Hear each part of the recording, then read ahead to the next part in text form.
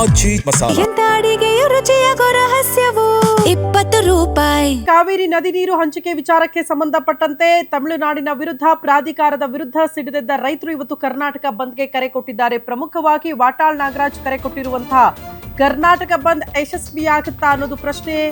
ಆನೇಕಲ್ ಭಾಗದಲ್ಲಿ ಹೆಂಗಿದೆ ಪರಿಸ್ಥಿತಿ, ಆ ಕುರಿತ ಡೀಟೇಲ್ಸ್ ಇದು. ಕಾವೇರಿ ನೀರಿಗಾಗಿ ಕನ್ನಡಿಗರ ಕಿಚ್ಚು ದಿನೇ ದಿನೇ ಜಾಸ್ತಿ ಆಗ್ತಾ ಇದೆ. ಅತ್ತಿ ಬೆಲೆಯಲ್ಲಿ ಬೀದಿಗಿಳಿದು ಕನ್ನಡ ಪರ ಹೋರಾಟಗಾರರು ಹೋರಾಟ ಮಾಡ್ತಿದ್ದಾರಂತೆ ಬೆಳ್ಳಂಬೆಳಗ್ಗೆ.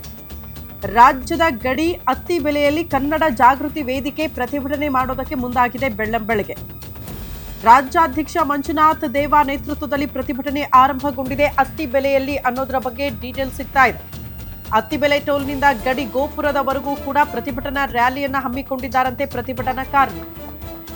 ಗಡಿ ಗೋಪುರದ ಬಳಿ ಪ್ರತಿಭಟನೆ ನಡೆಸಿ ಆಕ್ರೋಶವನ್ನ ಪ್ರತಿಭಟನಾಕಾರರು ಹೊರಹಾಕ್ತಾ ಇದ್ದು, ಕಾವೇರಿ ನೀರನ್ನ ಯಾವುದೇ ಕಾರಣಕ್ಕೂ ತಮಿಳುನಾಡಿಗೆ ಬಿಡಬಾರದು ಅಂತ ಪ್ರತಿಭಟನಾಕಾರರು ಆಗ್ರಹಿಸಿ ಈ ಹೋರಾಟ ಮಾಡ್ತಿದ್ದಾರೆ. ಬೆಳ್ಳಂಬೆಳಗ್ಗೆ ದೃಶ್ಯ ನೋಡ್ತಾ ಇದ್ದೀರಿ. ಕನ್ನಡ ಜಾಗೃತಿ ವೇದಿಕೆ ಪ್ರತಿಭಟನಾಕಾರರು ಬೀದಿಗಿಳಿದಿದ್ದಾರೆ ಬೆಳ್ಳಂಬೆಳಗ್ಗೆ. ಕೆಲ ಭಾಗಗಳಲ್ಲಿ ಇಂಥ ದೃಶ್ಯಗಳು ನೋಡೋದಕ್ಕೆ ಸಿಗ್ತಾ ಇದೆ. ಕೆಲ ಸಂಘಟನೆಯ ಹೋರಾಟಗಾರರು ಬೀದಿಗಿಳಿದು ಹೋರಾಟ ಮಾಡ್ತಾ ಇರೋದು. ಅದನ್ನ ಹೊರತುಪಡಿಸಿ ಸಾರ್ವಜನಿಕರು ನಿಮಗೆ ಅಂಗಡಿ ಮುಂಗಟ್ಟುಗಳನ್ನ ಬಂದ್ ಮಾಡೋ ಮೂಲಕ ಆಟೋ ಕ್ಯಾಬ್ ಯಾವುದು ಕೂಡ ರಸ್ತೆಗಿಳಿಯದೆ ಹೋರಾಟಕ್ಕೆ ಬೆಂಬಲ ಕೊಟ್ಟಿದ್ರೆ ಅಟ್ಲೀಸ್ಟ್ ಈ ಹೋರಾಟ ಬಂದ್ ಯಶಸ್ವಿ ಆಗ್ತಾ ಇತ್ತು. ಬಟ್ ನೈತಿಕ ಬೆಂಬಲ ಅಂತ ಹೇಳಿರೋದ್ರಿಂದ ಜಸ್ಟ್ ಪ್ರತಿಭಟನಾಕಾರರು ಬೀದಿಗಿಳಿದು ಈ ರೀತಿ ಘೋಷಣೆಗಳನ್ನ ಕೂಗಿ ಆಕ್ರೋಶವನ್ನ ಹೊರಹಾಕೋದಕ್ಕೆ ಮಾತ್ರ ಇವತ್ತಿನ ಬಂದ್ ಸೀಮಿತವಾಗಿದೆ. ಮಂಡ್ಯ ಇರ್ಬೋದು, ಮೈಸೂರು ಇರ್ಬೋದು, ರಾಮನಗರದ ಜಿಲ್ಲೆಗಳಿಗೆ ರೈತರಿಗೆ ನೀರನ್ನು ಕುಡಿಯೋ ವ್ಯವಸಾಯಕ್ಕೆ ಕೊಡಬೇಕಾಗ್ತದೆ. ಅದನ್ನು ಕೊಡೋಕ್ಕಾಗೋದಿಲ್ಲ ಇವರಿಗೆ ನೀರನ್ನು ಬಿಟ್ಟರೆ. ಯಾವ ರೀತಿ ಸರ್ಕಾರ ಮಳೆನೇ ಇಲ್ಲ, ಡ್ಯಾಮ್ಗಳಲ್ಲಿ ನೀರಿಲ್ಲ, ಆದರೂ ನೀರನ್ನು ಬಿಡ್ತಿದ್ದಾರೆ. ಇದ್ರ ಮಧ್ಯದಲ್ಲಿ ನಮಗೆ ಕರ್ನಾಟಕಕ್ಕೆ ಯಾವತ್ತೂ ಕೂಡ ಅನ್ಯಾಯವನ್ನು ಮಾಡ್ತಕ್ಕಂತಹ ಕಾವೇರಿ ನ್ಯಾಯಮಂಡಳಿ ಈಗಾಗಲೇ ಅವರು ಒಂದು ಅವೈಜ್ಞಾನಿಕವಾದಂಥ ತೀರ್ಪನ್ನು ಕರ್ನಾಟಕದ ವಿರುದ್ಧನೇ ತೀರ್ಪನ್ನು ಕೊಟ್ಕೊಂಡು ಬಂದಿದ್ದಾರೆ. ಇದುವರೆಗೂ ಕೂಡ ನಮಗೆ ಯಾವತ್ತೂ ಕೂಡ ಅವರು ನ್ಯಾಯವನ್ನು ಕೊಟ್ಟಿಲ್ಲ ಕಾವೇರಿ ನ್ಯಾಯಮಂಡಳಿ. ನಾವು ಹಲವಾರು ಬಾರಿ ಹೋರಾಟಗಳನ್ನು ಮಾಡಿದಾಗ ಕೇಂದ್ರ ಸರ್ಕಾರ ಮಧ್ಯಪ್ರವೇಶ ಮಾಡಬೇಕು, ಎರಡೂ ರಾಜ್ಯಗಳ ರೈತರ ಸಮಸ್ಯೆಯನ್ನು ಆಲಿಸಬೇಕು ಮತ್ತು ಕುಡಿಯುವ ನೀರಿನ ಯೋಜನೆಗೆ ಎಷ್ಟೆಲ್ಲ ನೀರು ಬೇಕಾಗ್ತದೆ ಇದನ್ನು ಕೂಡ ನೋಡಬೇಕು, ಕೇಳಬೇಕು, ಎಲ್ಲ ಅಂಕಿಅಂಶಗಳನ್ನು ತೆಗೆದುಕೊಂಡು ಒಂದು ನಿರ್ಣಯನ ಕೈಗೊಳ್ಳಬೇಕು ಅಂತ ಹೇಳ್ಬಿಟ್ಟು ನಾವು ಪದೇ ಪದೇ ಹೇಳ್ತಾನೆ ಬಂದಿದ್ದೀವಿ. ಆದರೆ ಇವತ್ತು ಈ ಕಾವೇರಿ ನ್ಯಾಯಮಂಡಳಿ ಕರ್ನಾಟಕದ ವಿರುದ್ಧನೇ ಪದೇ ಮೊನ್ನೆ ಕಳೆದ ವಾರ 3 TMC ನೀರನ್ನು ಬಿಡಬೇಕು, ಪ್ರತಿ ದಿನ 2,500 ಕ್ಯೂಸೆಕ್ ನೀರನ್ನು ಬಿಡಬೇಕು ಅಂತೇಳಿ ಒಂದು ತೀರ್ಪನ್ನು ಕೊಟ್ಟಿತ್ತು. ಮೊನ್ನೆ ತಿರ್ಗಾ ಮತ್ತೆ 16 TMC ನೀರನ್ನು ಬಿಡಬೇಕು ಅಂತೇಳಿ ತೀರ್ಪನ್ನು ಕೊಟ್ಟಿದೆ. ಎಲ್ಲಿಂದ ನೀರು ತಂದು ಕೊಡೋದು? ನೀರೇ ಇಲ್ಲ, ಅಲ್ಲಿ ರಕ್ತಾನು ಕೊಡೋಕ್ಕಾಗೋದಿಲ್ಲ.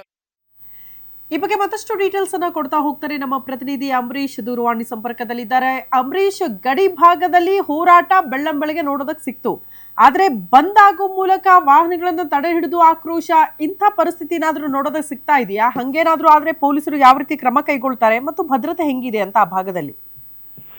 ಹೌದು ಶ್ರುತಿ, ಕಾವೇರಿ ನೀರನ್ನ ತಮಿಳುನಾಡಿಗೆ ಹರಿಸ್ತಾ ಇರೋದನ್ನ ಜೊತೆಗೆ ಮೇಕೆದಾಟು ಯೋಜನೆ ಶೀಘ್ರ ಪ್ರಾರಂಭವಾಗಬೇಕು ಅಂತೇಳಿ ಒತ್ತಾಯಿಸಿ ಕನ್ನಡ ಜಾಗೃತಿ ವೇದಿಕೆ ವತಿಯಿಂದ ಇವತ್ತು ಆನೇಕಲ್ ತಾಲೂಕಿನ ರಾಜ್ಯ ಗಡಿಭಾಗ ಅತ್ತಿಬೆಲೆಯಲ್ಲಿ ಇವತ್ತು ಕನ್ನಡ ಜಾಗೃತಿ ವೇದಿಕೆ ರಾಜ್ಯಾಧ್ಯಕ್ಷ ಮಂಜುನಾಥ್ ದೇವ ನೇತೃತ್ವದಲ್ಲಿ ಪ್ರತಿಭಟನೆಯನ್ನ ಹಮ್ಮಿಕೊಳ್ಳಲಾಗಿತ್ತು.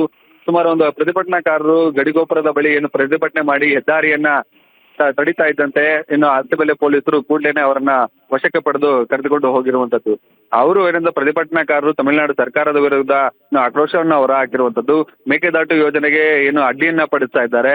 ಒಗನೆಕಲ್ಲಿನಲ್ಲಿ ಏನು ಅಣೆಕಟ್ಟು ಕಟ್ಟುವಂತ ಸಂದರ್ಭದಲ್ಲಿ ಇನ್ನು ಕನ್ನಡಿಗರು ಒಪ್ಪಿಗೆಯನ್ನ ಸೂಚಿಸಿದ್ರು. ಆದ್ರೆ ಇವತ್ತು ಮೇಕೆದಾಟು ಯೋಜನೆ ಕರ್ನಾಟಕದಲ್ಲಿ ಆಗುವಂತ ಸಂದರ್ಭದಲ್ಲಿ ಇವರು ಖ್ಯಾತೆ ತೆಗಿತಾ ಇದ್ದಾರೆ. ಇದಕ್ಕೆ ಸರ್ಕಾರವೂ ಕೂಡ ಏನು ಶೀಘ್ರ ಶುರು ಮಾಡಬೇಕಿತ್ತು. ಸರ್ಕಾರವೂ ಕೂಡ ಈ ಒಂದು ಮೇಕೆದಾಟು ಯೋಜನೆಯನ್ನ ಪ್ರಾರಂಭ ಮಾಡ್ತಿಲ್ಲ ಎನ್ನುವಂಥದ್ದನ್ನ ಆಕ್ರೋಶವನ್ನ ಹೊರ ಹಾಕಿದ್ರು. ಜೊತೆಗೆ ಕಾವೇರಿ ನೀರು ಏನು ತಮಿಳುನಾಡಿಗೆ ಹರಿಸ್ತಾ ಇರೋದನ್ನ ಕೂಡಲೇ ಸ್ಟಾಪ್ ಮಾಡಬೇಕು. ಎಲ್ಲಾ ಏನು ಡ್ಯಾಮ್ಗಳಲ್ಲಿ ಏನು ಕಬಿನಿ 1ರಲ್ಲಿ ಏನಂತಂದ್ರೆ ಕೇರಳದಲ್ಲಿ ಮಳೆ ಆದ ಸಂದರ್ಭದಲ್ಲಿ ಕಬಿನಿ ಡ್ಯಾಮ್ ತುಂಬಿದೆ. ಈ ಒಂದು ಹಿನ್ನೆಲೆಯಲ್ಲಿ ಅವರಿಗೆ ನೀರು ಬಿಡೋದು ಎಷ್ಟು ಮಾತ್ರ ಸರಿ, ಇಲ್ಲಿ ಕುಡಿಯುವ ನೀರಿಗೆ ಇನ್ನು ಜನ ಒದ್ದಾಡುವಂತಹ ಪರಿಸ್ಥಿತಿ ನಿರ್ಮಾಣವಾಗಿದೆ ಎನ್ನುವಂಥದ್ದು ಕೂಡ ಏನು ಕನ್ನಡ ಪರ ಹೋರಾಟಗಾರರ ಏನು ಆಕ್ರೋಶಕ್ಕೆ ಕಾರಣವಾಗಿರುವಂತದ್ದು. ಇಲ್ಲಿ ಏನಂದ್ರೆ ಅತ್ತಿಬೆಲೆ ಗಡಿಭಾಗದಲ್ಲಿ ಪ್ರತಿಭಟನಾಕಾರರು ಪ್ರತಿಭಟನೆ ನಡೆಸ್ತಾರೆ ಅನ್ನುವ ಹಿನ್ನೆಲೆಯಲ್ಲಿ ಏನು ಬಿಗಿ ಬಂದೋಬಸ್ತನ್ನ ನಿಯೋಜನೆ ಮಾಡಲಾಗಿತ್ತು. ಬೆಂಗಳೂರು ಗ್ರಾಮಾಂತರ ಅಡಿಷನಲ್ SP ಲಕ್ಷ್ಮೀನಾರಾಯಣ ಜೊತೆಗೆ ಅತ್ತಿಬೆಲೆ ಇನ್ಸ್ಪೆಕ್ಟರ್ ಮಂಜುನಾಥ್ ಅವರ ನೇತೃತ್ವದಲ್ಲಿ ಏನು ಬಿಗಿ ಪೊಲೀಸ್ ಬಂದೋಬಸ್ತನ್ನ ಕೂಡ ನಿಯೋಜನೆ ಮಾಡಲಾಗಿರುವಂತದ್ದು.